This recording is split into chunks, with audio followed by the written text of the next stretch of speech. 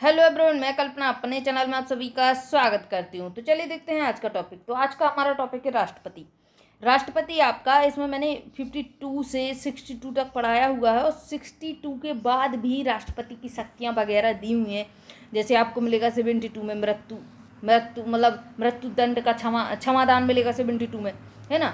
मतलब मृत्यु दंड भी आपको अगर राष्ट्रपति बोल दे कि भाई इसको मृत्यु दंड नहीं देना है तो आपको वहाँ से छुट्टी मिल जाएगी, यानी आपको मृत्यु दंड नहीं दिया जाएगा। तो 62 से आगे भी बहुत सारी राष्ट्रपति की शक्तियाँ हैं, लेकिन 63 में इसमें उपराष्ट्रपति बताया गया है कि हमारे देश का एक उपराष्ट्रपति भी होगा। इसलिए मैंने ओनली इसमें 52 से 62 तक चीज़ें रखी हुई हैं। इसके बाद हम लोग उपराष्ट्रपति पढ़ेंगे, इसके बाद हम लोग राष्ट्रपति की शक्तियों को पढ़ लेंगे। तो चलिए देखिए, इसमें 52 से दिया हुआ है, तो 52 के जो है 52 के पहले हम लोगों ने कहाँ से कहाँ तक आर्टिकल पढ़े, इस चीज़ को एक बार गौर कर लीजिए। 1 से 4 तक आपको राज्य और उसके संघ और राज्य क्षेत्र मिलेंगे, संघ और उसके राज्य क्षेत्र मिलेंगे, है ना, संघ और उसके राज्य क्षेत्र। 5 से 11 तक जब आप देखेंगे तो आपको नागरिकता मिलेगी। अगर आपने अभी तक ये सारे वीडियो नहीं देखे हैं तो देख लीजिए, डिस्क्रिप्शन में जाइए, वहाँ पे आपको एक प्लेलिस्ट का लिंक मिलेगा, उसमें देखिए पूरा पॉलिटी का प्लेलिस्ट डला हुआ है, पूरी वीडियो आपको लाइन से मिल जाएंगी। अब 12 से 35 तक जब आप लोग देखेंगे तो हमें क्या मिलेगा, तो 12 से 35 तक आपको मूल अधिकार मिलते हैं। क्या मिलते हैं? मूल अधिकार मिलेंगे। क्या मिलेंगे? मूल अधिकार। अब 35 के बाद क्या आता है? 36, और 36 से लेके 51 तक मिलेंगे आपको डीपीएसपी, राज्य के नीति निर्देशक तत्व, डीपीएसपी। इसके बाद 51A में मिलेगा, जो कि संविधान संशोधन के द्वारा जोड़ा गया था। 51A में आपको मिलेगा मूल कर्तव्य, मूल कर्तव्य जो कि हम भारतीय नागरिकों के होते हैं। चलिए, अब 51 तक हो गए, अब हमें 52 से देखने हैं। तो देखिए 52 में दिया हुआ है राष्ट्रपति। तो राष्ट्रपति पर गौर कीजिए, कुछ पॉइंट इसमें लिखे हुए हैं। कुछ ऐसे पॉइंट होते हैं जो किसी भी अनुच्छेद में नहीं दिए हुए होते हैं, इसलिए हमें उनको थोड़ी अलग से नोट करना पड़ता है। देखिए पहला पॉइंट क्या है, जैसे जैसे इसमें पहला पॉइंट दिया हुआ है, भारत के राष्ट्रपति का जो पद है हमने ब्रिटेन से लिया है। आप देखेंगे कि अमेरिका का राष्ट्रपति जब भी न्यूज में आता है तो अमेरिका के राष्ट्रपति के पास सारी शक्तियां उसकी रहती हैं। यानी जैसे हमारे यहाँ पे प्रधानमंत्री कार्य करता है, अमेरिका में इसी प्रकार से राष्ट्रपति काम करता है। तो और अमेरिका के राष्ट्रपति का कार्यकाल 4 साल होता है, लेकिन हमारे यहाँ के राष्ट्रपति के पास पूरी तरीके से पूरी शक्तियाँ या निर्णय लेने का अधिकार नहीं रहता है, बल्कि वो जो है आपका मंत्रिमंडल में निहित होता है। इसलिए हम लोगों ने राष्ट्रपति का पद कहाँ से लिया, तो इसलिए हम लोगों ने राष्ट्रपति का पद ब्रिटेन से ले लिया, अमेरिका को इसमें नहीं रखा। चलिए देखिए आगे, तो पूछा जाता है एग्जाम में कि हमने जो है राष्ट्रपति का पद कहाँ से लिया, तो वो आपका ब्रिटेन से हो जाएगा। आगे देखिए इसमें क्या दिया हुआ है, राष्ट्रपति का भाग 5 संविधान का जो देखिए भाग 4 तक हम लोगों ने देखा था कि भाग 1 में मैंने अभी जिस प्रकार से आपको बताए हुए हैं आर्टिकल, अब भाग 1 में संघ और उसके राज्य क्षेत्र दिए हुए हैं। भाग 2 में जब आप देखेंगे तो आपको नागरिकता मिलेगी। भाग 3 में आपको फंडामेंटल राइट्स मिलेंगे। भाग 4 में आपको डीपीएसपी मिलेंगे। भाग 4 की 1 में आपको फंडामेंटल ड्यूटी मिलेंगी, है ना। भाग 4 के ए में आपको फंडामेंटल ड्यूटी मिलेंगी। अब बारी आती है भाग 5 की। तो भाग 5 में संघ सरकार के कार्यों का वर्णन किया हुआ है, और ये भाग भी अपने खुद के 5 अध्यायों में विभक्त है।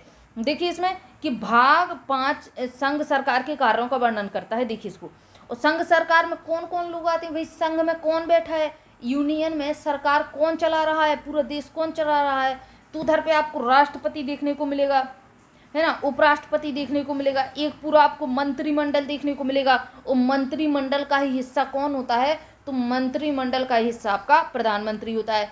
इसके बाद आपको महान्यायवादी भी इसमें मिल जाएगा देखने के लिए, महान्यायवादी देखने को मिलेगा। अब देखिए संविधान के जो भाग 5 है वो 5 भागों में विभक्त है। 5 अध्याय मीन्स चैप्टर दिए हुए हैं। पहले आप जाएंगे कि इसमें भाग 5 में, संविधान के भाग 5 में हम लोग इंटर कर गए। अब इसमें 5 अध्याय मिलेंगे, मान लीजिए रोमन अंक में लिखे हुए। मान लीजिए, अब क्या पता भाई रियल संविधान में रोमन अंक में लिखे हुए हैं XYZ ABCD 1 2 3 किस प्रकार से लिखे हुए हमें नहीं पता, है ना। और हमारा मूल संविधान जो है हिंदी नहीं, संस्कृत नहीं, बल्कि इंग्लिश भाषा में लिखा गया है। इस चीज़ को याद रखिएगा, क्योंकि एग्जाम में पूछा जाता है कि जो हमारा मूल संविधान है, तो लोग बाग क्या सोचते हैं भाई मूल संविधान है, पहले संस्कृत में लिखा जाता था, तो अपना सेंस लगा लिया कि मूल संविधान संस्कृत में लिखा गया होगा। लेकिन नहीं, ऐसा नहीं है, क्योंकि देखिए जब हमारा संविधान लिखा गया तो उसमें अंग्रेजों का हाथ रहा है, और जितने भी हमारे भारतीयों का हाथ रहा है संविधान लिखने में तो सारे पढ़े लिखे लोग थे। तो उन लोगों ने क्या किया, इंग्लिश में संविधान लिखा। और इंग्लिश इसलिए भी तो इंग्लिश में लिखा कि जो सारी चीज़ें ली हुई हैं बाहर के संविधान से, सारे आपके जो देश हैं उनका भी तो संविधान लगभग लगभग इंग्लिश में लिखा हुआ है। तो इसकी वजह से जो है हमारा मूल संविधान भी इंग्लिश में लिखित है। दुनिया का सबसे बड़ा लिखित संविधान है भारत का, दुनिया का सबसे बड़ा लिखित संविधान। अब देखिए भाग 5 को भी 5 अध्याय यानी 5 चैप्टर में डिवाइड किया हुआ है। देखिए इसको, एक तो आपका कार्यपालिका। कार्यपालिका से क्या मतलब है, जो हमारे देश के लिए कार्य कर रहे हैं, राष्ट्रपति, उपराष्ट्रपति, प्रधानमंत्री, ये जो भी मंत्रिमंडल जो भी कार्य करते हैं, जो भी अध्यादेश जारी होते हैं, जो भी संशोधन होते हैं, है ना, तो ये सब कार्य कौन कर रहा है, तो ये कार्यपालिका कर रही। अब कार्यपालिका के बाद आपको संसद देखने को मिलेगी इसमें। और तीसरे नंबर पर राष्ट्रपति की बहुत सारी राष्ट्रपति के पास शक्तियाँ होती हैं, तो उन शक्तियों, विधायी शक्तियों के बारे में देखने को मिलेगा। फिर हमको न्यायपालिका मिलेगी। न्यायपालिका में न्याय वाली चीज़ें आ जाती हैं। न्याय से मतलब है संघ में न्याय। संघ अगर आप बात करते हैं तो संघ के लिए न्यायपालिका कहाँ रहेगी, राज्य के लिए नहीं, संघ के लिए न्यायपालिका आपकी सुप्रीम कोर्ट यानी उच्चतम न्यायालय। तो उसके बारे में पूरा दिया गया है। एक होता है आपका नियंत्रक महालेखा परीक्षक यानी इसको शॉर्ट में CAG कहते हैं, तो इसके बारे में डिटेल से पढ़ेंगे। तो इन 5 पार्टों में इसको डिवाइड किया हुआ है संविधान के भाग 5 को। अब देखिए एक एक पार्ट। तो सबसे पहले हम लोग देखेंगे कार्यपालिका के राष्ट्रपति के बारे में। देखिए भाग 5 के अध्याय 1 में आपको मिलेगी कार्यपालिका। और कार्यपालिका में समझिएगा इसको, कार्यपालिका के अंदर जैसे ही आप इंटर करते हैं तो आपको सबसे पहले मिलेगा राष्ट्रपति। तो उसी राष्ट्रपति के बारे में हम लोग आज देख रहे हैं। देखिए भारत का प्रथम नागरिक राष्ट्रपति को माना जाता है, यानी राष्ट्रपति भारत का प्रथम नागरिक होता है। और द्वितीय नागरिक जैसे अभी कौन था, रामनाथ कोविंद थे, तो भारत का द्वितीय नागरिक उनकी पत्नी थी, या है ना, उनकी पत्नी थी, उनकी पत्नी का नाम था सविता कोविंद। तो भारत का जो प्रथम नागरिक होता है वो राष्ट्रपति होता है और द्वितीय नागरिक उनकी पत्नी होती हैं। और इसके अलावा बाकी सब लोग आगे चलते जाते हैं। फिर तीसरे नंबर पर आप किसी को भी रख दीजिए। राष्ट्रपति भारत का राष्ट्राध्यक्ष होता है, ना कि शासन अध्यक्ष। राष्ट्राध्यक्ष होता है कि मतलब उसको क्या है, राष्ट्राध्यक्ष संवैधानिक प्रमुख होता है एक हिसाब से राष्ट्रपति, कि उसको भाई सिग्नेचर तो सब में करने हैं, हस्ताक्षर तो वो हर पेपर पर करेगा। अगर राष्ट्रपति ने हस्ताक्षर नहीं किए तो पेपर आगे, कागज आगे, अध्यादेश आगे नहीं जाएगा। लेकिन शासन अध्यक्ष यानी कुछ उस पर बाउंडेशन भी होती है मंत्रिमंडल, प्रधानमंत्री की तरफ से, यानी संसद के दोनों सदनों से अगर पारित वारित होकर बिल आता है तो आपको साइन करने होंगे, है ना। आप ऐसा नहीं है कि आप उसको खारिज कर दें।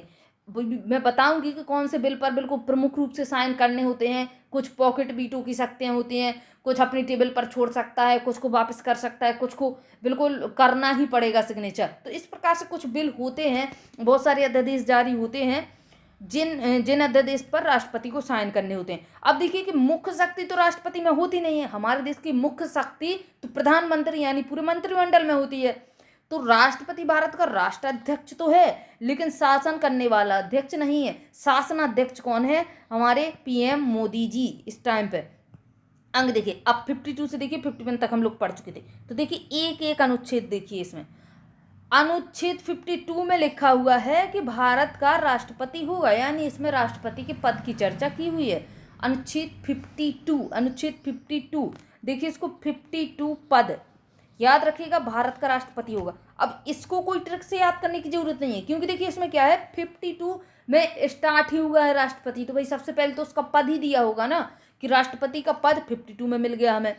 अब देखिए अनुच्छेद 53, संघ की कार्यपालिका शक्ति राष्ट्रपति के पास होगी। क्या होगी, संघ की जो कार्यपालिका शक्ति यानी सिग्नेचर करने का अधिकार किसके पास होगा, राष्ट्रपति के। लेकिन शासनाध्यक्ष कौन होगा, मंत्रिमंडल में शक्ति होती है शासनाध्यक्ष यानी प्रधानमंत्री। संघ की कार्यपालिका शक्ति राष्ट्रपति के पास होगी। क्या है कि बिल जो है, अगर देखिए इस चीज को समझिए आप लोग कि आज की जनरेशन जो है, आज की जनरेशन मान लीजिए हम लोग हैं और हमारे माता पिता हैं। अगर हमें कोई कार्य करना है, हम लोग मानते नहीं है भाई, जो दिमाग में आ गया वो करना है, मतलब लगभग ऐसा रहता है। मतलब गलत नेगेटिविटी मत लीजिए उसको, अगर आप पॉजिटिव बात करें।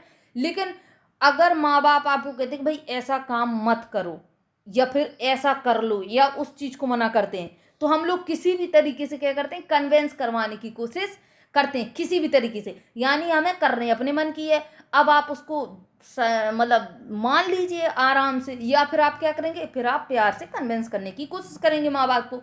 यानी घूम फिर के माँ बाप को बात तो आपकी ही माननी है।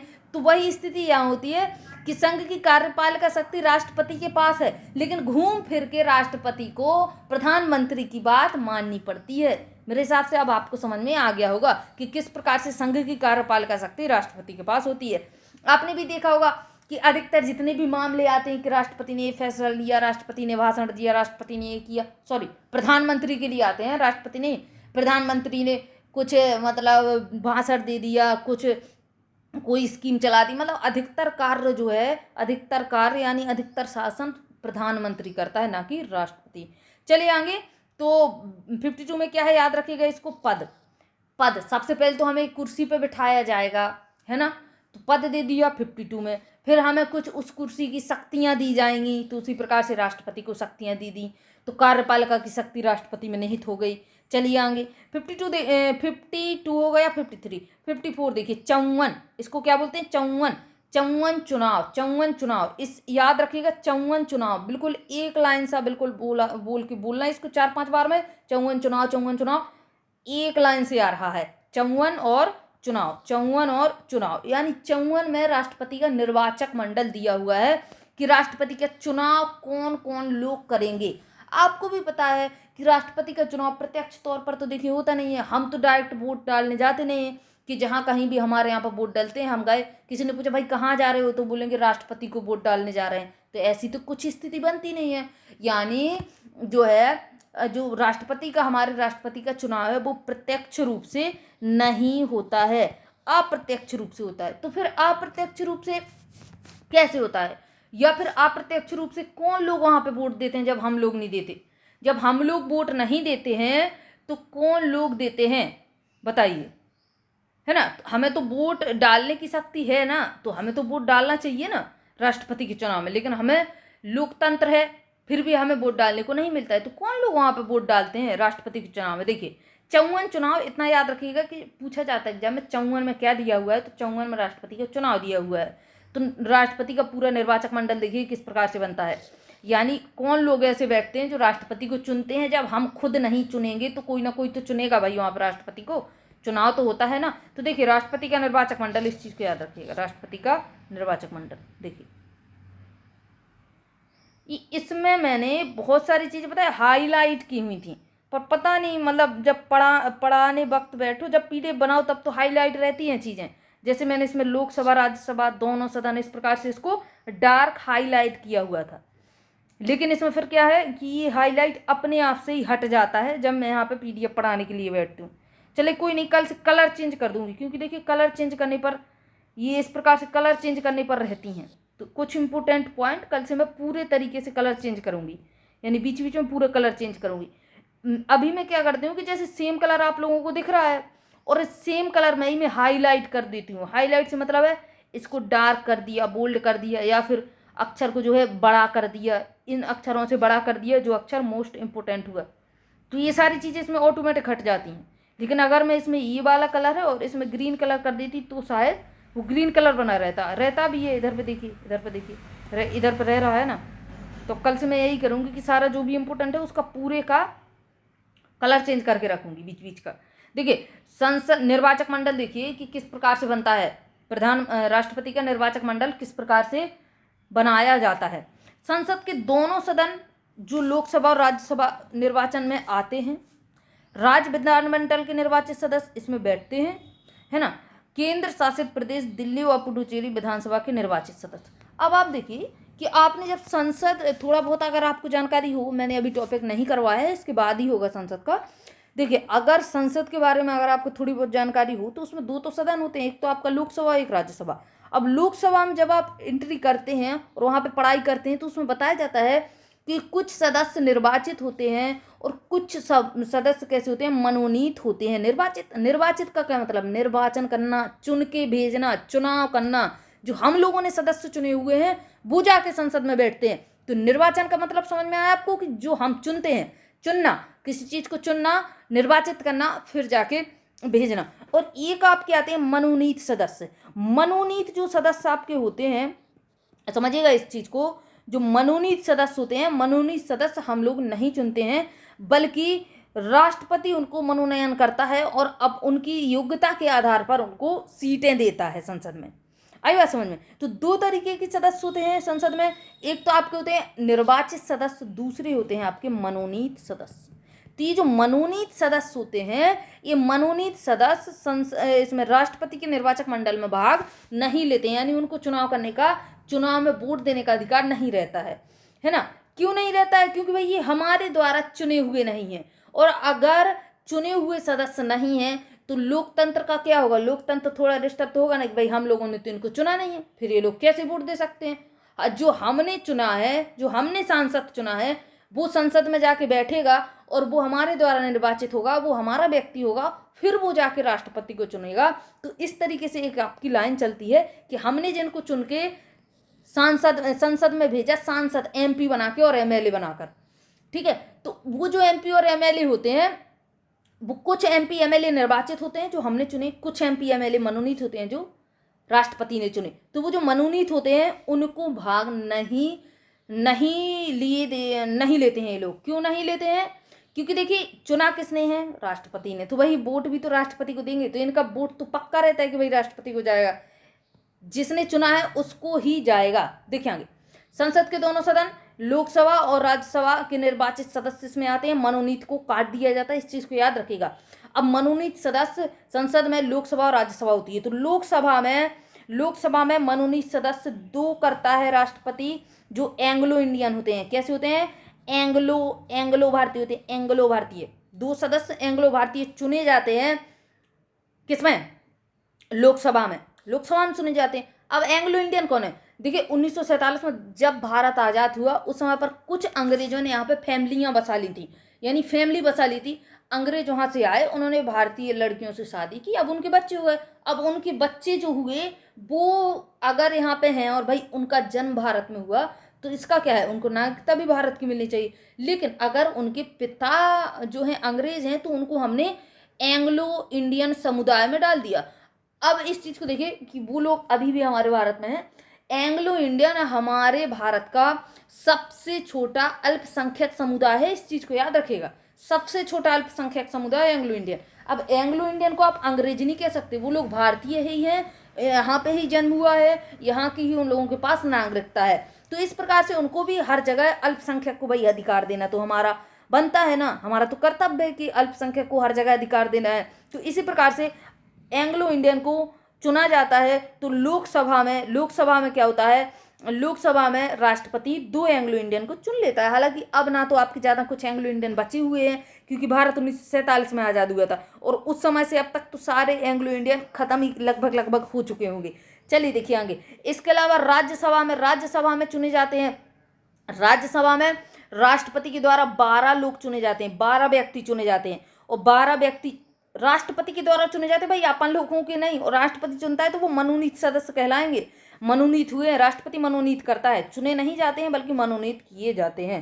तो ये 12 सदस्य एक तो आपके कला के क्षेत्र से आते हैं, साहित्य के क्षेत्र से आते हैं, विज्ञान के क्षेत्र से आते हैं, सामाजिक क्षेत्र से आते हैं, है ना। बहुत सारे लोग आपको देखने को भी मिले होंगे, अभी आप देखेंगे, आगे हम लोग पढ़ेंगे। तो कुछ कला के क्षेत्र से आ जाते हैं, कुछ साहित्य के क्षेत्र से, साहित्य के बाद विज्ञान के, और फिर सामाजिक क्षेत्र में कुछ लोगों ने काम किया। सामाजिक क्षेत्र से क्या मतलब है? जैसे जो लोग आईएएस बन के निकलते हैं वो सामाजिक क्षेत्र में बहुत बड़े बड़े काम करते हैं, तो उन्हीं लोगों को कहीं ना कहीं चुन लिया जाता है। विज्ञान में अगर आप बात करेंगे तो साइंटिस्ट निकल के आते हैं। एपीजे अब्दुल कलाम का एग्जाम्पल है आपके पास, वो तो राजनीति में थे नहीं, लेकिन उनको भी चुना गया था इसी प्रकार से राष्ट्रपति के द्वारा, है ना। और इसी प्रकार से कला में जैसे अगर आप बात करें, बहुत सारे हीरो हीरोइन चले जाते हैं डायरेक्ट, है ना। और इसके अलावा वो डांसर चले जाएंगे, सिंगर चले जाएंगे, ठीक है ना। कल के दिन ये आपकी हनी सिंह वगैरह अगर लोकसभा राज्यसभा में बैठ के मिलेंगे तो उनका क्या है कि वो कला के क्षेत्र के आधार पर एंट्री मारेंगे संसद में। तो हो गया इतना। आगे देखिएगा, राज्य विधानसभा के निर्वाचित सदस्य जाते हैं राज्य विधानसभा। जब आप राज्य विधानसभा में जाएंगे तो राज्य विधानसभा जैसे देखिए संसद हमारी केंद्र की है, समझिएगा इस चीज को, संसद हमारी केंद्र की है, दो पार्ट में डिवाइड है। एक तो आपको मिलेगा राज्यसभा, एक मिल जाएगा आपको लोकसभा, है ना। इसी प्रकार से जब राज्य विधानसभा आता है तो राज्य विधानसभा भी दो पार्ट में डिवाइड होता है। विधान परिषद क्या रहेगा, विधान परिषद और विधान सभा, है ना। तो विधान परिषद आपको हर राज्य में देखने को नहीं मिलेगी, ओनली 6 राज्य में है। कितनी, ओनली 6 राज्य में। इस चीज को नोट करिएगा, यूपी में है, बिहार में है, कहाँ कहाँ पे, यूपी, बिहार, कर्नाटक, महाराष्ट्र, इसको नोट कर लेना क्योंकि ओनली 6 में है ना। कर्नाटक, महाराष्ट्र, इसके बाद आंध्र प्रदेश और तेलंगाना। कहाँ पे, आंध्र प्रदेश और तेलंगाना। तो 6 राज्य हैं जहाँ पे विधानसभा है। पूरे 28 राज्यों में विधानसभा नहीं, सॉरी विधान परिषद नहीं है। पूरे 28 राज्यों में विधान परिषद नहीं है। देखिए इस चीज को आगे। तो अब क्या होता है कि पूरे 28 राज्यों में विधान परिषद नहीं है, इसलिए ओनली विधानसभा के जो सदस्य हैं जाके निर्वाचित सदस्य भाग लेते हैं। क्योंकि यहाँ पर भी क्या रहता है, यहाँ पर भी वो आपका कला साहित्य क्षेत्र और एंग्लो इंडियन वाला मैटर रहता है, उसको हम आगे के भाग में पढ़ेंगे, भाग 6 में।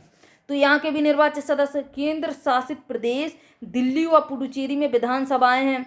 और देखिए यहाँ पे आपकी जो है जम्मू कश्मीर में भी आपकी है, तो वहाँ विधानसभा के निर्वाचित सदस्य भाग लेंगे। क्या करेंगे, यहाँ कर भी देखिए पहले जम्मू कश्मीर राज्य था और राज्य के हिसाब से पहले वहाँ पे विधानसभा थी। तो पहले हम लोग 7 राज्य पढ़ते थे जहाँ पे विधानसभाएं थी, और आज की डेट में जो आपकी जम्मू कश्मीर है वो राज्य ना होकर केंद्र शासित प्रदेश में कन्वर्ट हो चुकी है। तो अब केंद्र शासित प्रदेश, वहाँ पर भी आपकी विधानसभा है, लेकिन अभी लागू नहीं है, हो जाएगी लागू, फिर जो है आगे चीज़ें होती रहेंगी। बहुत तेजी से जम्मू कश्मीर में धीरे धीरे विकास किया जा रहा है। तो देखिए केंद्र शासित प्रदेश दिल्ली व पुडुचेरी के विधानसभा के निर्वाचित सदस्य भाग लेते हैं हमारे राष्ट्रपति के चुनाव में। बहुत इंपॉर्टेंट है कि कौन लोग भाग नहीं लेते हैं, कौन लोग भाग लेते हैं। वेरी वेरी इंपॉर्टेंट टॉपिक है, पूछा जाता है। 50 क्वेश्चन, लाखों क्वेश्चन इसके हर एग्जाम में आपको देखने को मिलेंगे कि राष्ट्रपति के चुनाव में कौन लोग भाग लेते हैं, कौन नहीं। अब देखिए संसद के दोनों सदनों के निर्वाचक सदस्य तो आ गए, चुने हुए सदस्य ने तो भाग ले लिया, लेकिन मैंने यहाँ पे कट लगाया हुआ है कि कौन लोग भाग नहीं लेते हैं। संसद के दोनों सदनों के मनोनीत सदस्य भाग नहीं लेते हैं। राज्य विधानसभाओं के मनोनीत सदस्य भाग नहीं लेते हैं। विधान परिषद के तो भाई बिल्कुल से भाग नहीं लेते हैं, ओनली 6 राज्यों में है। दिल्ली और पुडुचेरी के मनोनीत सदस्य भी भाग नहीं लेते हैं। ठीक है, तो इतना क्लियर हो गया होगा कौन भाग लेता है कौन नहीं। बढ़िया पीसीएस और यूपीएससी लेवल का क्वेश्चन बनता है जिसमें आपको 1 2 3 4 आंसर छाटने होते हैं कि कौन सा भाग लेता है कौन नहीं। चलिए देखिए आगे।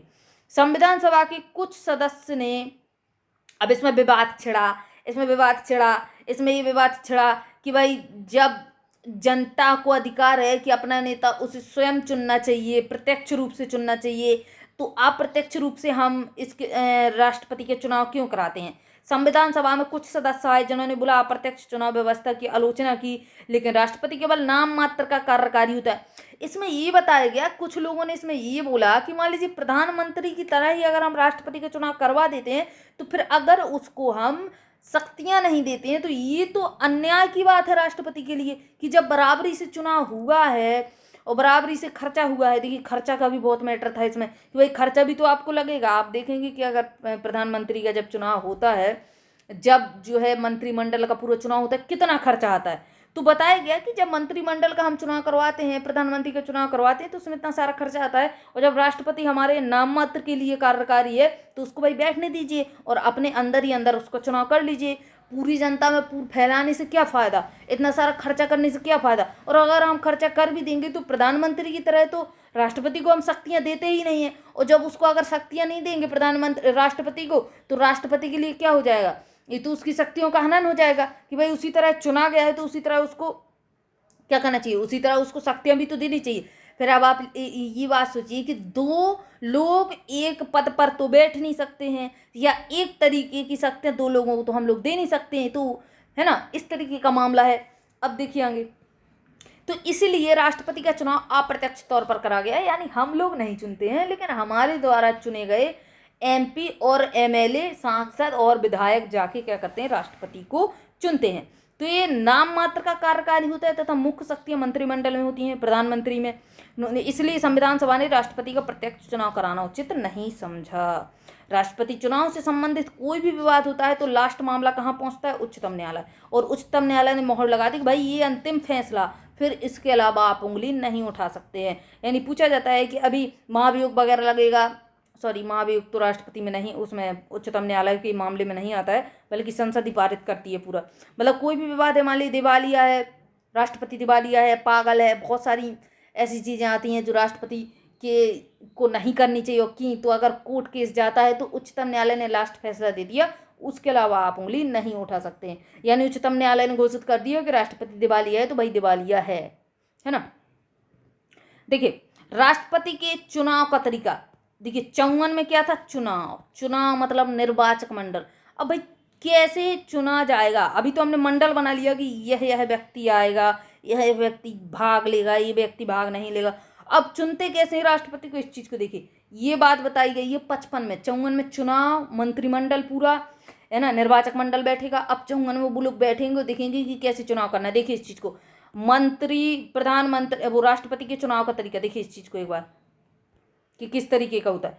राष्ट्रपति के चुनाव में निर्वाचित होने के लिए मतों का एक निश्चित भाग प्राप्त करना होता है। हमें कुछ निश्चित भाग प्राप्त करना होता है। यह निश्चित भाग कुल वैध मतों का आधे से एक ज़्यादा होता है। अरे भाई सीधी सी बात है ना, 100 मत दिए, ठीक है, अब आपने 50-50 मत क्या किए, 50-50 प्राप्त कर लिए, तो क्या 50-50 आपने प्राप्त कर लिए तो इसमें क्या होगा, आप जीत जाएंगे क्या, या तो क्या होगा, ये क्या होगा, ये तो बराबरी का हो गया, फिर से चुनाव किया जाएगा दूसरे चरण में। लेकिन इधर पे क्या है कि इसमें बताया क्या, आधे से एक ज़्यादा, आधा तो 50 है, लेकिन अगर आपने 51 और एक ने 49 अगर मत प्राप्त किया तो इसमें कौन जीतेगा, ये 51 वाला जीतेगा। तो ये चीज़ बताई गई कि आधे से एक वोट ज़्यादा अगर आपको मिल जाता है तो क्या है, आप चुनाव जीत जाते हैं। राष्ट्रपति का चुनाव अप्रत्यक्ष होता है, मैंने बता दिया। आनुपातिक प्रतिनिधित्व और गुप्त मतदान। गुप्त मतदान क्या है, गुप्त मतदान ही होगा ना, ऐसा थोड़ी है कि भाई हम यूट्यूब पे लाइव बैठ गए, ये चिल्ला के पर्चा भरा दिखा रहे हैं कि भाई ये देखिए ये राष्ट्रपति बनेगा, मैंने इसको वोट दिया। इस प्रकार से तो कुछ चीज़ें होती नहीं है। यानी राष्ट्रपति के चुनाव गुप्त मतदान होता है। अब इसको अनुपातिक प्रतिनिधित्व को देखिए, अनुपातिक प्रतिनिधित्व को समझिए, क्या रहेगा अनुपातिक प्रतिनिधित्व। इसमें मान लीजिए एक्स, इधर पर देखिए WXYZ, 4 लोग खड़े हुए, रमेश, सुरेश, मुकेश, ब्रजेश, मान लीजिए इस प्रकार से XYZ कोई भी नाम दे दीजिए। अब इसमें अनुपातिक प्रतिनिधित्व का मतलब क्या है कि इन 4 लोगों में आप सबसे ज़्यादा किसे पसंद करते हैं। अब आप बोल दें कि भाई मैं Y, ये मान लीजिए W को आप सबसे ज़्यादा पसंद करते हैं 50%, कितना, 100% में से 50, ठीक है। अब आप बोलेंगे मैं 25% Z को पसंद करता हूँ, है ना, और 10% में Y को, और इसको X को 50%। तो इस प्रकार से वोट डाला जाता है अनुपातिक प्रतिनिधित्व। अनुपात में वोट डाला जाता है कि जितने भी राष्ट्रपति के लिए उम्मीदवार खड़े हुए हैं उनको आपको इस तरीके से चुनना पड़ेगा कि आप किसको किस ऑर्डर में पसंद करते हैं। जैसे हमारी फैमिली होती है, जैसे हमारी फैमिली है ना, तो फैमिली में कभी कभी क्या होता है कि कोई सबसे ज़्यादा पापा को पसंद करता है, कोई सबसे ज़्यादा मम्मी को पसंद करता है, कोई सबसे ज़्यादा अपने भाई के करीब होता है, कोई सबसे ज़्यादा अपनी बहन को पसंद करता है। तो एक ऑर्डर होता है। यानी ऐसा तो है नहीं कि फैमिली में आप सबसे ज़्यादा पापा को पसंद करते हैं तो बस और किसी से कोई मतलब ही नहीं है, और तो फैमिली में कोई है ही नहीं, ऐसा तो कुछ होता नहीं है। कैसा होता है, एक ऑर्डर होता है कि भाई ये इंसान सबसे ज़्यादा पसंद है, फिर दूसरे नंबर पर कोई इंसान पसंद है, फिर तीसरे नंबर पर, फिर पूरी फैमिली में लास्ट नंबर पर कोई इंसान होता है जिसको हम पसंद करते हैं। इसी प्रकार से अनुपातिक प्रतिनिधित्व करवाया जाता है राष्ट्रपति के चुनाव में कि आप सबसे ज़्यादा किस व्यक्ति को पसंद करते हैं। जो राष्ट्रपति के चुनाव में उम्मीदवार हैं उसमें आप सबसे ज़्यादा किसको पसंद करते हैं। अब भाई एक और व्यक्ति आया वोट डालने, एक और व्यक्ति आया वोट डालने, उसने बोला भाई मैं तो जेट को सबसे ज़्यादा पसंद करता हूँ, है ना, और फिर मैं करता हूँ पसंद किसको, Y को 40% के तौर पर, फिर मैं 5% जिनको पसंद कर लिया। इस प्रकार से ऑर्डर दिया जाता है। इस प्रकार से 3 नंबर पे व्यक्ति आएगा, उसने क्या बोला कि भाई 60%, उसने क्या किया भाई 70% तो मैं किसको पसंद करता हूँ, जेट को पसंद करता हूँ, 10% इनको, ना के बराबर, है ना। इस प्रकार से वोट डलवाए जाते हैं कि जितने भी उम्मीदवार खड़े हों उनको आप किस ऑर्डर में पसंद करते हैं। चलिए देखिए आगे, अनुच्छेद 56 देखिए, राष्ट्रपति का कार्यकाल 56 में क्या दिया हुआ है? कार्यकाल 56 कार्यकाल, याद रखिएगा 56 में कार्यकाल, याद रखिएगा 56 में कार्यकाल। पद धारण करने के दिन से, पद धारण किया व्यक्ति जो राष्ट्रपति बन रहा है, इसको रेड करना पड़ेगा। देखिए, पद धारण किया और उसके 5 साल तक राष्ट्रपति के पद पर बना रहेगा। जब तक उत्तराधिकारी पद ग्रहण ना कर ले, राष्ट्रपति अपने कार्यकाल के आगे भी पद पर बना रहता है। जैसे मान लीजिए कि 5 साल पूरे हो गए लेकिन चुनाव में थोड़ी देरी हो गई, 10-15 दिन, 20 दिन, है ना, 1 महीने, तो क्या वो बीच का कार्यकाल खाली कर दिया जाएगा? नहीं ना। जब तक दूसरा राष्ट्रपति शपथ नहीं लेता है तो पहला राष्ट्रपति पद पर बना रहेगा, भले ही 5 साल से ऊपर उसका समय निकल जाए। तो कार्यकाल 56 में कार्यकाल, 56 में कार्यकाल, रटिएगा इसको, बार बार बोलिएगा 56 कार्यकाल, 56 कार्यकाल, 56 कार्यकाल। तो इसमें क्या होगा कि एक टोन बन जाएगी, और जैसे ही आप क्वेश्चन देखेंगे कार्यकाल तो आपके मुंह से सीधे रखिएगा 56 कार्यकाल, 56 कार्यकाल। तो पूछेगा एग्जाम में कौन से अनुच्छेद में राष्ट्रपति का कार्यकाल दिया हुआ है? 56। और ये नॉर्मल सा क्वेश्चन है कि कितने वर्ष का कार्यकाल होता है, ये कोई नहीं पूछता। लेकिन ये लाइन आपकी इंपोर्टेंट है, इसको मैंने पूरा डार्क किया हुआ था लेकिन पता नहीं कहाँ गया, कि जो आपका उसमें पूछा जाता है कि कब तक राष्ट्रपति अपने पद पर बना रहता है, और अगर दूसरे राष्ट्रपति ने शपथ नहीं ली और बीच का मान लीजिए 1 महीने का कार्यकाल खाली है, तो कुर्सी खाली रहेगी क्या, या उसमें आके उपराष्ट्रपति बैठेगा? क्योंकि प्रावधान है कि अगर किसी कारणवश राष्ट्रपति की चेयर खाली होती है तो उसमें आके उपराष्ट्रपति बैठेगा, ये प्रावधान है हमारे संविधान में। तो क्या उधर राष्ट्रपति बैठ सकता है उपराष्ट्रपति, या नहीं बैठ सकता है? तो नहीं बैठेगा, उपराष्ट्रपति बिल्कुल नहीं बैठेगा। जो राष्ट्रपति है वही 5 साल के आगे भी थोड़ी बहुत रहेगा, ये इंपोर्टेंट है। 57 देखिए, 57 पुनः निर्वाचन के लिए पात्रता, पुनः निर्वाचन 56 है ना। देखिए इधर पे क्या है, 56 में क्या बताया गया है? राष्ट्रपति का कार्यकाल क्या हुआ इधर पे देखिए, अब देखिए 56 में तो बता दिया कार्यकाल, है ना। 57 में देखिए कि अगर मान लीजिए आप राष्ट्रपति 5 साल बन गए, है ना, अब आपकी इच्छा, अरे भाई यहाँ पे तो बहुत सारी सुविधाएं हैं भाई राष्ट्रपति बनने का, राष्ट्रपति भवन मिलता है, किराया खर्चा भी नहीं लगता, इतनी सिक्योरिटी मिलती है, आपकी फिर से इच्छा जागृत होगी मुझे तो फिर राष्ट्रपति बनना है। क्या हुआ कि मुझे तो फिर राष्ट्रपति बनना है, तो आप पुनः निर्वाचित हो सकते हैं उस पद पर या नहीं, ये बताया गया है 57 में। तो भाई हमारे यहाँ का जो राष्ट्रपति है वो कितनी भी बार पद पर, अपने आप पद पर निर्वाचित हो सकता है, पुनः निर्वाचित 3 बार, 4 बार, 5 बार, लगातार, कोई गैप नहीं चाहिए, कितनी भी बार निर्वाचित हो सकता है। अमेरिका का जो राष्ट्रपति होता है वो पद पर एक व्यक्ति है, मान लीजिए डोनाल्ड ट्रंप ने अगर 2 कार्यकाल कर लिए, 2 कार्यकाल, तो तीसरा उस पद पर नहीं बैठेगा, तीसरी बार डोनाल्ड ट्रंप को नहीं बिठाया जाएगा। तो इस प्रकार से चीज़ें रहती हैं, और ओनली 4 साल का रहता है इनका, अपना 5 साल का रहता है कार्यकाल, इनका 4 साल का। तो 57 में पुनः निर्वाचन के लिए पात्रता दी हुई है।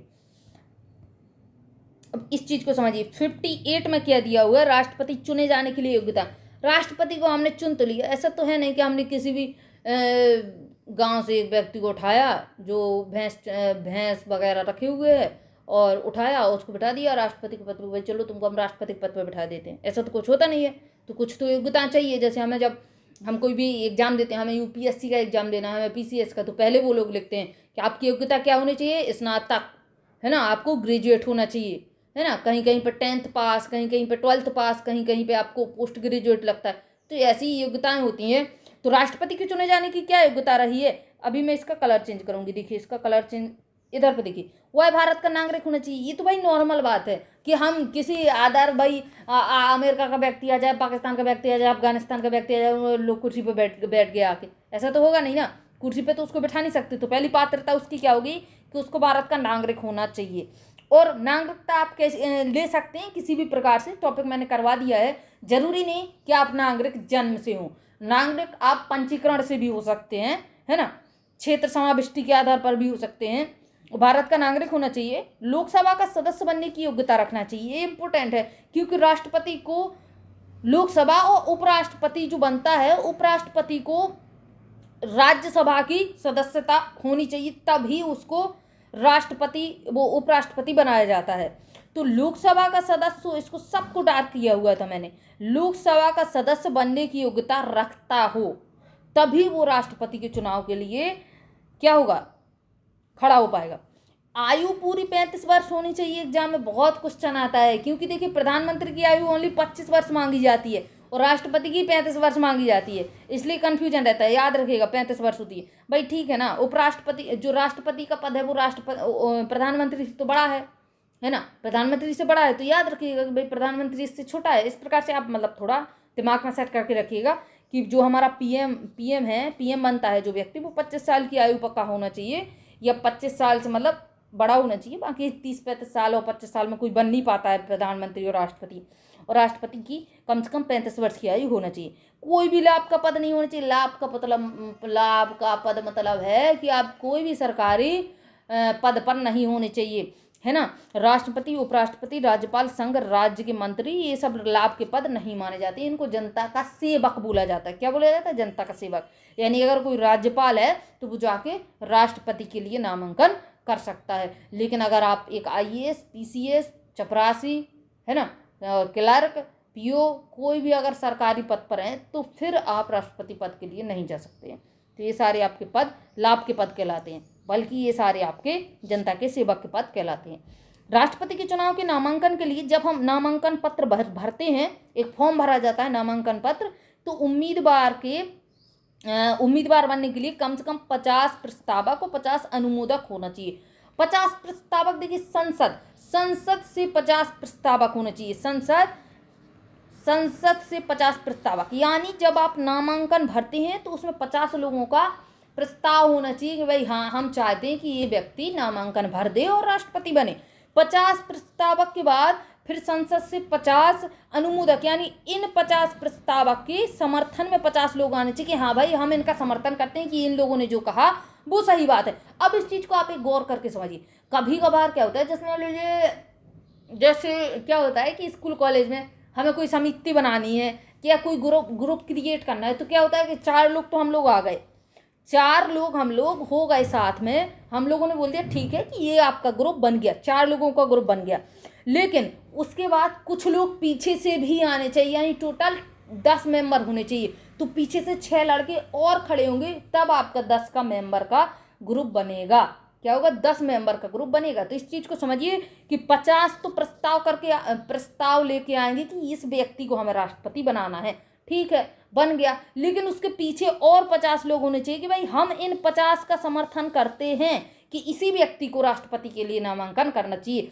तो संसद से, यानी ओनली पार्लियामेंट के मेंबर ही अनुमोदक और प्रस्तावक में आएंगे, ना कि राज्य विधानमंडल के, है ना, राज्य से नहीं बल्कि संसद से ही।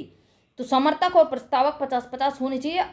समर्थक समझिए और प्रस्तावक दोनों समझिए कि समर्थक और प्रस्तावक में अंतर क्या होता है।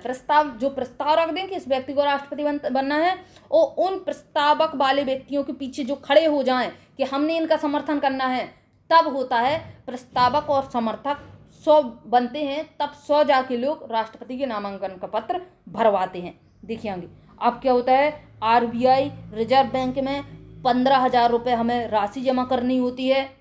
किनको? जो नामांकन भर रहे हैं उनको 15,000 रुपये राशि जमा करनी होती है आरबीआई में।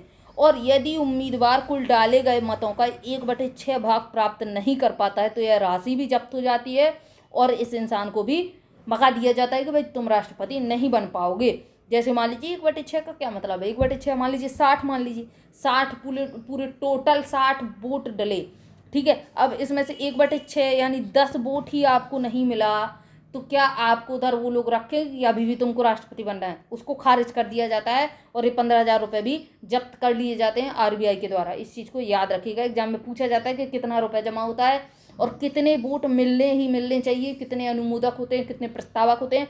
अनुमोदक का मतलब क्या होता है, प्रस्तावक का मतलब क्या होता है, और ये कहाँ से आते हैं, संसद से या फिर एमपी होते हैं, एमएलए। तो याद रखिएगा टोटल एमपी होते हैं पार्लियामेंट के मेंबर।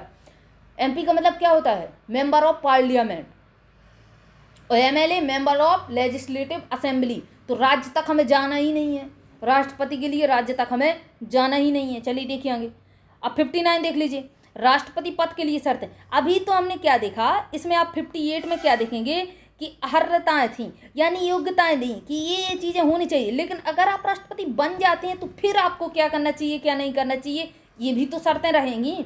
ऐसा थोड़ी है कि अब आप राष्ट्रपति बन गए, अब आप जाके किसी पीसीएस के पद पर बैठ जाएंगे, फिर आप अपनी पीसीएस की कुर्सी भी चलाएंगे और राष्ट्रपति की कुर्सी भी। क्यों? क्योंकि हमें अब टेंशन ही नहीं है, क्योंकि अब तो हम राष्ट्रपति हैं। तो ऐसा नहीं है, बल्कि उन लोगों को भी शर्तें दी जाती हैं जो आज राष्ट्रपति के पद पर हैं, उनको भी शर्तें रखी जाती हैं। वो शर्तें आपकी 59 में दी हुई हैं कि राष्ट्रपति के पद पर आप बैठ गए हैं तो आपकी जिम्मेदारियां क्या हैं। वह संसद या राज्य विधायिका का सदस्य नहीं होना चाहिए, और अगर है तो शपथ लेने से पहले त्यागपत्र दे देना चाहिए। त्यागपत्र दे देना चाहिए। क्या होता है कि आप राज्यसभा के सदस्य हैं, लोकसभा के सदस्य हैं, विधानसभा के सदस्य हैं, विधान परिषद के सदस्य हैं, इस प्रकार से अगर कहीं भी अगर आप सदस्य हैं तो वो सदस्यता आपको हटानी होगी, उसको त्यागपत्र देना होगा मंत्री पद से, और राष्ट्रपति की शपथ लेने से पहले पहले त्यागपत्र देना होगा। कोई अन्य लाभ का पत्र धारण नहीं कर सकता। अब आप सोच लें भाई हम तो राष्ट्रपति बन गए, हम तो कितने भी कुर्सी पर बैठ सकते हैं, किसी भी बड़ी पोस्ट पर बैठ सकते हैं, तो ये चीज़ भी उसमें साफ लिखी हुई है कि अगर आप राष्ट्रपति बन जाते हैं तो किसी भी लाभ का पद आप ग्रहण नहीं कर सकते हो। लाभ का पद मतलब सीधी सी बात है, लाभ के पद का सीधी सी बात रहती है कि आप किसी भी सरकारी नौकरी पर जाके नहीं बैठ सकते हैं, किसी भी पद पर जाके नहीं बैठ सकते हैं। अब एक चीज़ मान लो बाद में पता चला कि जो आपका राष्ट्रपति है वो मतलब मेंटल स्थिति उसकी सही नहीं है, तो अगर राष्ट्रपति की मेंटल स्थिति पहले या बाद में सही नहीं होती है, तो अगर पहले ही हमें पता चल जाए रिपोर्ट के अनुसार कि राष्ट्रपति के पद पर जो इंसान ने नामांकन किया है वो मेंटल स्थिति या फिर दिवालिया है, तो क्या होगा 59 के तहत जाएगा। लेकिन हमें राष्ट्रपति के पद के बाद की पता चलती हैं शर्तें कि अगर वो पागल है तो उसको हटा दिया जाएगा, दिवालिया नहीं होना चाहिए राष्ट्रपति, है ना।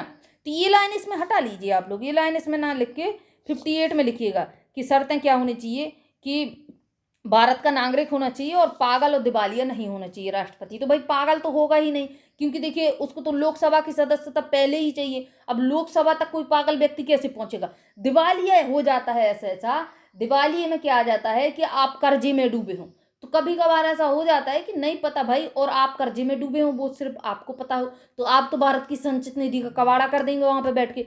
दिवालिया के चक्कर में आपने सिग्नेचर किए, बड़े बड़े चेक निकाले और भरना स्टार्ट कर दिए, आपका जो कर्ज है वो आपने भरना स्टार्ट कर दिया। तो दिवालिया हो सकता हो, लेकिन पागल किसी भी स्थिति में नहीं होगा राष्ट्रपति। तो इस चीज़ को याद रखिएगा, पागल और दिवालिया नहीं होना चाहिए। ये लाइन इसमें से हटा के किसमें करना है आपको 58 में डाल लेनी है कि पहले की शर्तें हैं भाई। दिवालिया पागल तो बिल्कुल से 59 में नहीं आएगा, इस चीज़ को याद रखिएगा, पागल तो बिल्कुल से 59 में नहीं आएगा, लेकिन दिवालिया बाई चांस हो सकता है कि आ जाए। या फिर आप देख लो भाई ये तो इतना सारा पैसा रखा हुआ है भाई भारत की संचित निधि में, अब क्या करना है, अब आप वहाँ पे प्लॉट ले लीजिए, आप मंगल ग्रह पे चली जाइए, आपको क्या करना है, आपको अमेरिका में प्लॉट डाल लेने हैं, है ना, आपको समुद्र के बीचों बीच प्लॉट डाल लेना है। तो क्या ऐसा होगा कि आपने पर्चे भरे और संचित निधि से पैसा निकाल लिया बहुत सारा? नहीं होगा ना। तो ये चीज़ है कि दिवालिया भी नहीं होना चाहिए, संचित निधि का कबाड़ा भी नहीं करना चाहिए। चलिए देखिए यहाँ कितना हो गया 60, देखिए 60, क्या बोलते हैं इसको 60, इसको थोड़ा धुन मिलाना 60, कितना 60, 60 के साथ शपथ, 60 शपथ 60 शपथ 60 शपथ, इस प्रकार से 60 और शपथ। तो 60 और शपथ धुन मिलाइए 60 शपथ, जैसे हम लोगों ने मिलाया था 54 चुनाव, 58 निहर्ताएँ या योग्यताएँ, 58 का मिलता नहीं फिर भी याद रखेगा 58 योग्यताएँ। कुछ आर्टिकल की जो है धुन मिल जाती है, सीधे सीधे याद रहते हैं, 54 चुनाव 60 शपथ 60 शपथ 60 शपथ, है ना। तो इसमें राष्ट्रपति की शपथ दी हुई है कि राष्ट्रपति को भाई शपथ कौन दिलाता है, तो राष्ट्रपति को शपथ उच्चतम न्यायालय के मुख्य न्यायाधीश दिलाते। भाई हमारे जो भारत के सीजीआई हैं, चीफ जस्टिस ऑफ इंडिया, ये कहाँ जाते हैं, राष्ट्रपति को शपथ दिलाने जाते हैं। तो अब कारणवश अगर ये नहीं होते हैं तो जो मुख्य न्यायाधीश की अनुपस्थिति में हमारे सुप्रीम कोर्ट के वरिष्ठ न्यायाधीश उठ के आएंगे और उनको शपथ दिला देंगे। तो भाई छोटी सी बात है कि कोई भी आपका सुप्रीम कोर्ट से आएगा और शपथ दिला देगा अगर मुख्य न्यायाधीश उपस्थित नहीं है, अगर सीजीआई उपस्थित नहीं है। तो फिलहाल में कौन है, डी.वाई. चंद्रचूड़, याद रखिएगा फिलहाल में कौन है, डी.वाई. चंद्रचूड़ सीजीआई हैं। चलिए देखिए आगे 60 हो गया, बस उसमें छोटी सी बात है कि एक तो कौन दिलाता है ना, और अगर सीजीआई नहीं होता है तो कौन दिलाएगा, दो चीज़ें ही रहती हैं। 61 देखिए बहुत इंपॉर्टेंट है, इसको ध्यान से समझिएगा, इसमें थोड़ा टाइम लगेगा। राष्ट्रपति के पर महाभियोग की प्रक्रिया चलाई जाती है, राष्ट्रपति पर महाभियोग, इसको अलग करना, महाभियोग अभियोग विच्छेद करना, इसका प्लस अभियोग, है ना, तो मिला के क्या होगा, महाभियोग, यानी बहुत भारी भूल, बहुत भारी गलती, इस प्रकार से रहता है ना। बहुत बड़ी गलती अगर राष्ट्रपति कर दे तो उस पर चलाया जाता है महाभियोग। इम्पीचमेंट, इंग्लिश में बोलते हैं इम्पीचमेंट। अब इसमें एक चीज नोट नहीं है कि इसको कहाँ से लिया गया, तो पूरा पद तो हमने जो है ब्रिटेन से लिया, लेकिन इम्पीचमेंट वाला भाग हमने अमेरिका से लिया है, इस चीज को याद रखिएगा।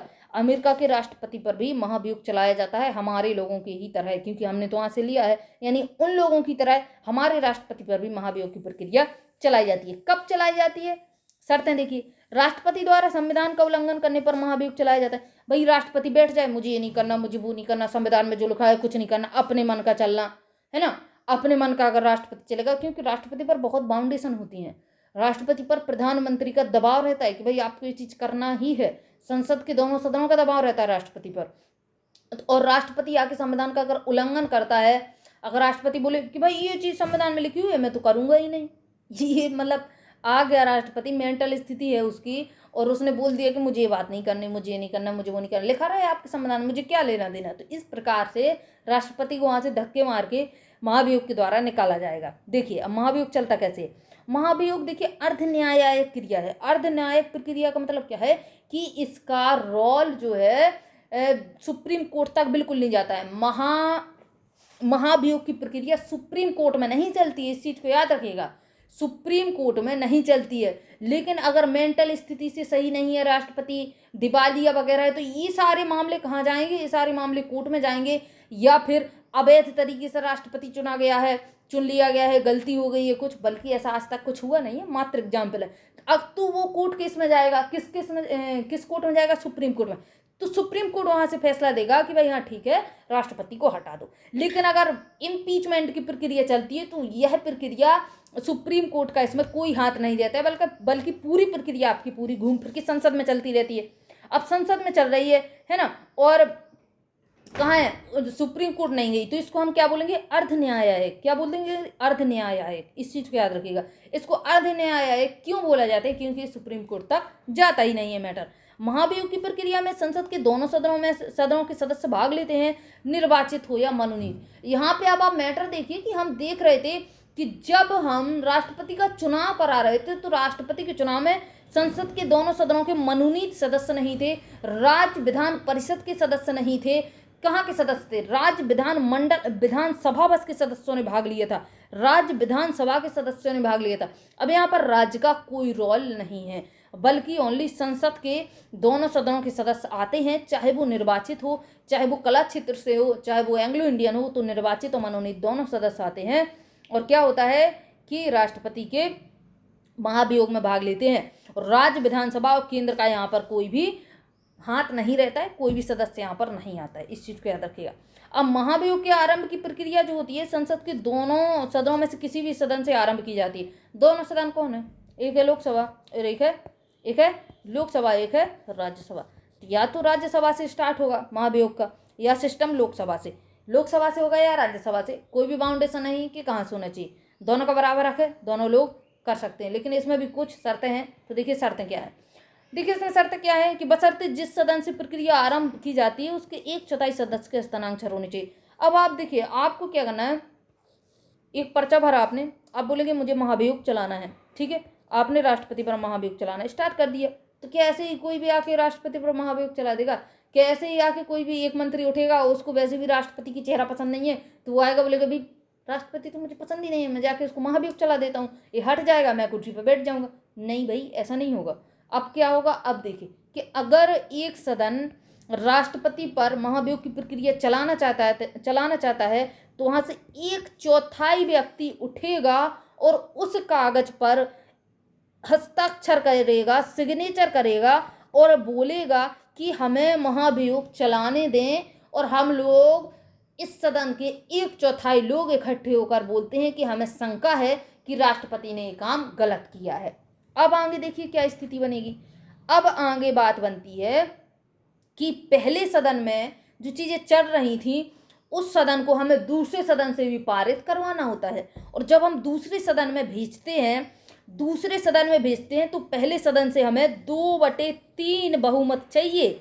उस सदन के 2/3 व्यक्ति खड़े होने चाहिए, 2/3 व्यक्तियों के हस्ताक्षर होने चाहिए, तब जाके दूसरे सदन में पारित होने के लिए पर्चा जाएगा। चला गया भाई। अब जैसे ही यहाँ से पर्चा दूसरे सदन में गया, उस समय पर राष्ट्रपति को नोटिस भेज दिया जाता है 14 दिन पहले कि आप पर महाभियोग की प्रक्रिया चल रही है। राष्ट्रपति का भी तो हक है कि वो अपने आप को निर्दोष या दोषी साबित करता हुआ देखे, या मतलब वो हो सकता है कुछ गड़बड़ी हो गई हो तो वो खुद को साबित भी तो कर सकते हैं कि भाई मैं निर्दोष हूँ। ये तो हक सबको है। उसी प्रकार से तो जब पहले सदन से दूसरे सदन में पर्चा भेजा जाता है भर के पारित कराने के लिए, जब दूसरे सदन में गया तो उस समय पर राष्ट्रपति को नोटिस भेज दिया कि आप पे महाभियोग चल रहा है, और वो समय होता है 14 दिन के पहले। याद रखिएगा 14 दिन। अब इसके बाद क्या हुआ, आपने भेज दिया। अब वहाँ से पूरी जांच प्रक्रिया होगी, सेकंड सदन से दूसरे सदन से पूरी जांच प्रक्रिया होगी, और वो लोग देखेंगे।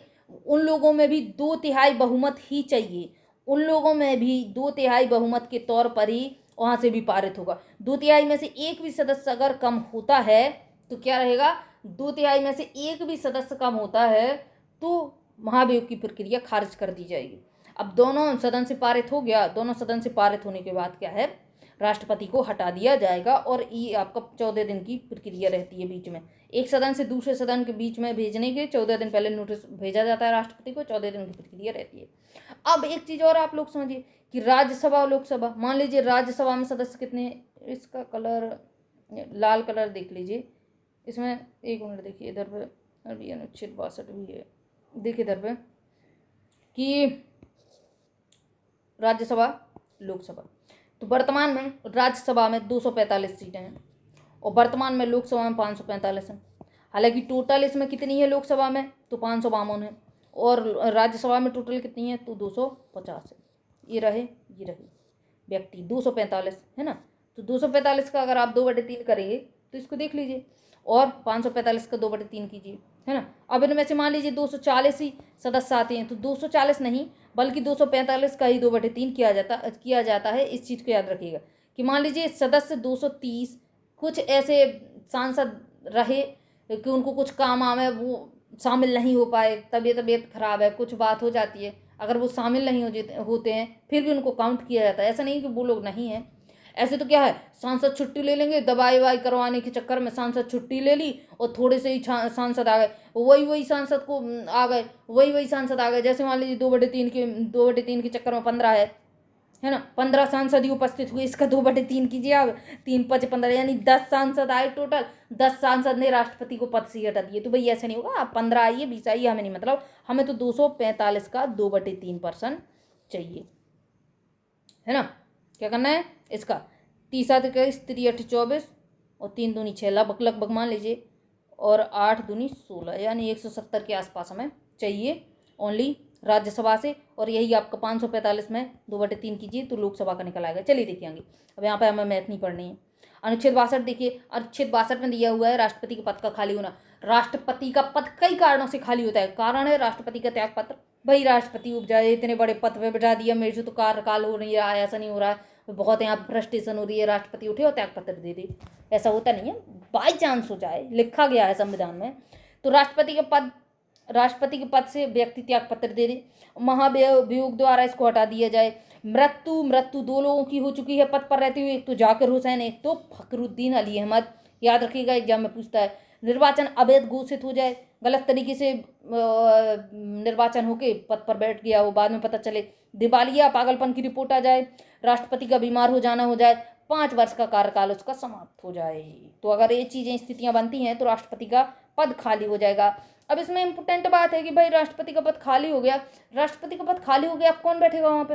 एकदम से राष्ट्रपति की मृत्यु हो गई, राष्ट्रपति का पद तो ऐसा पद है जो कभी खाली रह ही नहीं सकता, ये चीज़ संविधान में बोली गई है। तो उसको भरना है, तुरंत भरना है। तुरंत भरने से क्या मतलब है, नए राष्ट्रपति का चुनाव हमें पद खाली होने की तिथि के 6 महीने के भीतर करवाना पड़ता है। जैसे ही राष्ट्रपति कुछ हुआ, राष्ट्रपति की मृत्यु हुई तो उसके 6 महीने के भीतर हमें राष्ट्रपति की कुर्सी खाली भरनी नहीं है, चुनाव मुख्य रूप से करवाना है। और ये खाली जो समय 6 महीने का बीच में है, इसको तो बिठाना ही पड़ेगा किसी ना किसी को।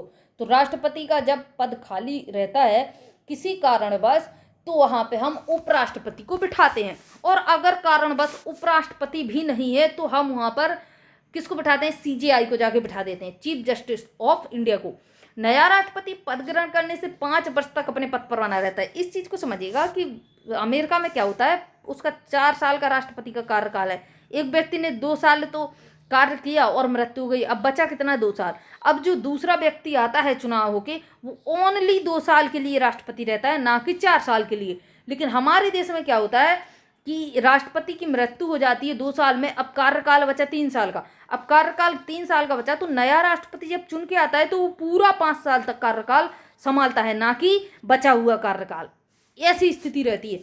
अब देखिए, कार्यवाहक के रूप में जो राष्ट्रपति बैठते हैं, अगर उपराष्ट्रपति अनुपस्थित है तो उस समय मुख्य न्यायाधीश द्वारा कार्यभार संभाला जाता है। मुख्य न्यायाधीश हिदायतुल्ला एक ऐसे सीजेआई हैं जो राष्ट्रपति के पद तक पहुंचे थे। अब पहुंचे कैसे थे, इनको देखिए कि आखिर पहुंचे कैसे थे। ओनली मात्र एक है, इम्पोर्टेंट है, इसलिए जाकिर हुसैन की एकदम से मृत्यु हो जाती है। मृत्यु होने के कारण उपराष्ट्रपति बीबी गिरी को उनके पद पर बिठाया जाता है, लेकिन उनका मानना रहता है कि भाई हमें राष्ट्रपति का चुनाव लड़ना है, इसलिए क्या करते हैं, अपने पद से इस्तीफा देते हैं, उपराष्ट्रपति के पद से इस्तीफा दे देते हैं। अब जब उन्होंने उपराष्ट्रपति के पद से इस्तीफा दे दिया तो वो राष्ट्रपति भी नहीं रहेंगे, क्योंकि अपने उपराष्ट्रपति के पद के कारण ही उनको राष्ट्रपति के पद पर हमने बिठाया था। तो दोनों तरीके से खारिज हो गए। अब उपराष्ट्रपति का पद भी खाली है, राष्ट्रपति का पद भी खाली है, तो अब बिठाया जाता है सीजेआई को, चीफ जस्टिस ऑफ इंडिया को। सीजेआई जब बैठता है तो उस समय पर हिदायतुल्ला है, एम हिदायतुल्ला जो थे, वो व्यक्ति थे, उनको राष्ट्रपति के पद पर कुछ दिन के लिए बिठाया गया था, क्योंकि राष्ट्रपति का पद खाली नहीं रहता है। अरे इसमें एक क्वेश्चन पूछा जाता है कि ऐसा कौन सा कारण है जिसमें राष्ट्रपति के पद पर उपराष्ट्रपति नहीं बैठ पाता है। तो भाई इन सब कारणों में तो बैठ पाता है, लेकिन जब 5 वर्ष का कार्यकाल राष्ट्रपति का समाप्त होता है और 5 वर्ष के बाद और दूसरा राष्ट्रपति यानी उसका उत्तराधिकारी जब तक शपथ ना ले ले, तो बीच का जो कार्यकाल होता है इसमें उपराष्ट्रपति को नहीं बिठाया जाता है, बल्कि कंटिन्यू राष्ट्रपति ही पद पर रहता है। आगे बात समझ में इतनी। तो एग्जाम में पूछा जाता है कि ऐसा कौन सा कारण है कि राष्ट्रपति का पद खाली भी हो, खाली मतलब होने का कारण भी है, फिर भी उपराष्ट्रपति को नहीं बिठाया जाता है। तो भाई खाली नहीं रहता है, बल्कि जो है राष्ट्रपति ही कंटिन्यू उसके पद पर बैठा रहता है ना। तो ये रहता है, बहुत बड़ा टॉपिक है राष्ट्रपति का, इतना हो गया। देखिए, जब से हमारा देश आज़ाद हुआ 1947 से लेके आज आपकी डेट 2023 चल रहा है, तो इसमें बीच में राष्ट्रपति में बहुत ज़्यादा क्वेश्चन बनते हैं, जैसे कौन सा राष्ट्रपति पागल हो गया है, कौन सा राष्ट्रपति दिवालिया घोषित हुआ है, कौन से राष्ट्रपति ने की मृत्यु हो गई है पद पर रहते, कौन सा राष्ट्रपति बीमारी के चलते उसने अपना पद त्यागा था, कौन से राष्ट्रपति ने इस्तीफा दिया। तो बहुत सारे ऐसे राष्ट्रपति से संबंधित क्वेश्चन है। तो कौन सा राष्ट्रपति 2 बार रहा है, कौन सा राष्ट्रपति मुस्लिम रहा है, कौन सा राष्ट्रपति इस समय पर, जैसे द्रौपदी मुर्मू है तो जनजाति से आई हैं, है ना, जनजाति से आने वाली प्रथम व्यक्ति और प्रथम महिला भी हैं, कौन सी प्रथम महिलाएं हैं, कितनी महिलाएं राष्ट्रपति के पद पर रहीं। तो इस प्रकार से बहुत सारे क्वेश्चन राष्ट्रपति के बनते हैं। तो उसका मैं एक सेपरेट वीडियो लाऊंगी, क्योंकि बड़ा वीडियो रहेगा और बहुत सारे उसमें MCQ बनते हैं डायरेक्ट, है ना। और ये MCQ आपके कैसे आते हैं, तो 1 लाइनर आ जाते हैं। तो चलिए उनको कर लेंगे एक वीडियो के साथ, नेक्स्ट वीडियो उसी पर मिल जाएगी। चलिए मिलते हैं अपने नए टॉपिक के साथ, तब तक के लिए जय हिंद जय भारत।